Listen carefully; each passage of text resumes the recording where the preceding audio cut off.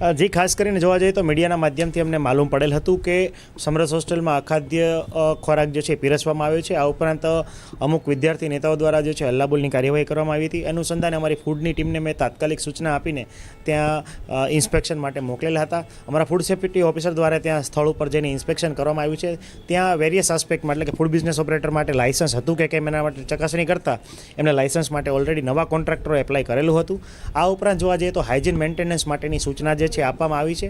આ ઉપરાંત સ્ટોરેજની ચકાસણી પણ કરવામાં આવી છે। સ્ટોરેજ જે છે ધારાધોરણ મુજબ હતો। આ ઉપરાંત ઘણી વખત જે ફ્રોઝન આઇટમ હતી અને જે ગ્રેવીવાળી આઇટમ હતી એ ફ્રોઝન એટલે કે ફ્રીજની અંદર સાચવવામાં આવતી હતી, એને માટે પણ તાત્કાલિક જે છે ડિસ્કાર્ડ કરવાની સૂચના આપવામાં આવી છે। આ ઉપરાંત જે છે ભવિષ્યમાં ખાસ કરીને એમના હાઇજીન મેન્ટેનન્સ એટલે કે ફૂડ બિઝનેસ ઓપરેશન જે સ્થળે ચાલુ છે એટલે કે ફૂડ મેકિંગ, પ્રિપરેશન અને સ્ટોરેજ આ તમામ બાબતોમાં સ્વચ્છતા અને હાઇજીન મેન્ટેન કરવા માટેની સૂચનાઓ જે છે તાકીદ આપવામાં આવી છે।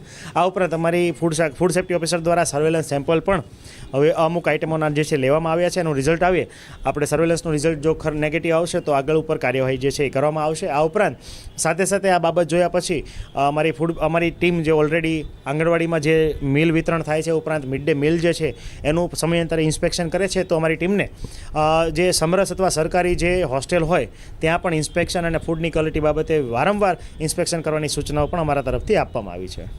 સાંજ સમાચાર ફેસબુક પેજને લાઇક કરો, વિડીયો શેર કરો અને વધુ વિગતવાર સમાચાર માટે sanssamachar.net વિઝિટ કરો।